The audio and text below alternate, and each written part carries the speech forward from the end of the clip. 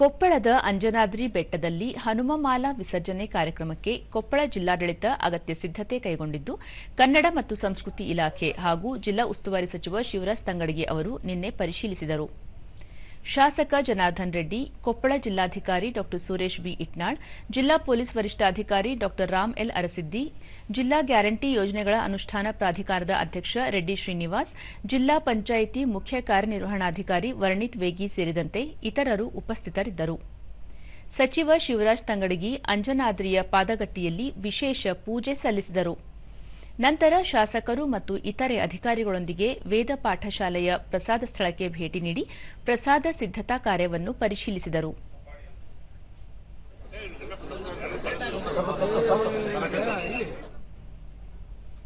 ಬಳಿಕ ಸಚಿವ ಶಿವರಾಜ್ ತಂಗಡಗಿ ಹನುಮಮಾಲಾ ವಿಸರ್ಜನಾ ಕಾರ್ಯಕ್ರಮಕ್ಕಾಗಿ ಎಲ್ಲಾ ಅಗತ್ಯ ಸಿದ್ದತೆಗಳನ್ನು ಕೊಪ್ಪಳ ಜಿಲ್ಲಾಡಳಿತ ವ್ಯವಸ್ಥಿತವಾಗಿ ಕೈಗೊಂಡಿದೆ. ಹಲವು ಸಮಿತಿಗಳನ್ನು ರಚಿಸಿ ಅವುಗಳಿಗೆ ಜವಾಬ್ದಾರಿ ಹಂಚಿಕೆ ಮಾಡಿ ಎಲ್ಲಾ ಕೆಲಸಗಳು ಸುಗಮವಾಗಿ ನಡೆಯುತ್ತಿವೆ. ಹೆಚ್ಚಿನ ಸಂಖ್ಯೆಯಲ್ಲಿ ಹನುಮ ಮಾಲಾಧಾರಿಗಳು ಬರುವ ನಿರೀಕ್ಷೆ ಇದ್ದು ಎಲ್ಲಾ ವ್ಯವಸ್ಥೆಗಳನ್ನು ಅಚ್ಚುಕಟ್ಟಾಗಿ ಮಾಡಲಾಗಿದೆ ಎಂದು ತಿಳಿಸಿದರು. ನಾನು ಅದ್ರ ಬಗ್ಗೆ ಆಗಲಿ ನಾನಾಗಲಿ ಮಾಲೆ ವಿಸರ್ಜನೆ ಪ್ರಾರಂಭ ಆಗುತ್ತಾ ಸಾಯಂಕಾಲದವರೆಗೂ ಆಗುತ್ತಾ ನನ್ನ ಅನಿಸಿಕೆ ಕನಿಷ್ಠ 1 ಲಕ್ಷಕ್ಕಿಂತ ಹೆಚ್ಚು ಜನ ನಿರೀಕ್ಷೆಯನ್ನು ಮಾಡಿದ್ದೀವಿ. ಅದಕ್ಕೆ ಎಲ್ಲ ಕಡೆನೂ ಟೋಲನ್ನು ಹಾಕಿದ್ದೀವಿ, ಎಲ್ಲ ಕಡೆನೂ ಪಾರ್ಕಿಂಗ್ ವ್ಯವಸ್ಥೆಯನ್ನು ಮಾಡಿದ್ದೀವಿ ಮತ್ತು ಬಂದವರಿಗೆಲ್ಲರಿಗೂ ಊಟದ ವ್ಯವಸ್ಥೆಯನ್ನು ಮಾಡಿದ್ದೀವಿ ಮತ್ತು ಪ್ರತಿ ಒಂದು ಭಾಗದಿಂದ ಬರೋರು CC ಕ್ಯಾಮ್ರಾದ ಅಳವಡಿಕೆಯನ್ನು ಮಾಡಿದ್ದೀವಿ.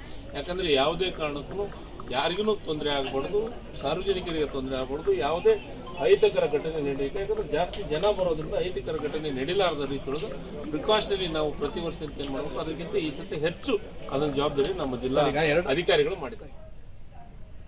ಶಾಸಕ ಜನಾರ್ದನ್ ರೆಡ್ಡಿ, ಹನುಮಮಾಲೆ ವಿಸರ್ಜನೆಗಾಗಿ ಕಳೆದ ವರ್ಷಕ್ಕಿಂತಲೂ ಈ ಬಾರಿ ಹೆಚ್ಚಿನ ಸಂಖ್ಯೆಯಲ್ಲಿ ಮಾಲಾಧಾರಿಗಳು ಆಗಮಿಸುತ್ತಿದ್ದಾರೆ. ಈ ನಿಟ್ಟಿನಲ್ಲಿ ಜಿಲ್ಲಾಡಳಿತ ಎಲ್ಲಾ ರೀತಿಯ ಅಗತ್ಯ ವ್ಯವಸ್ಥೆಗಳನ್ನು ಮಾಡಿಕೊಂಡಿದೆ ಎಂದರು. 1,10,000 ಮಾಲಾಧಾರಿಗಳೇ ಬರ್ತಾ ಇದ್ದಾರೆ. ಮಾಲಾಧಾರಿಗಳು ಭಕ್ತರು ದರ್ಶನಕ್ಕೆ ಬರುವಂಥವರೆಲ್ಲ ಸೇರಿದರೆ 2 ರಿಂದ 3 ಲಕ್ಷ ಜನ ಆಗಮಿಸಬಹುದು ಅನ್ನೋದು ಒಂದು ನಿರೀಕ್ಷೆ.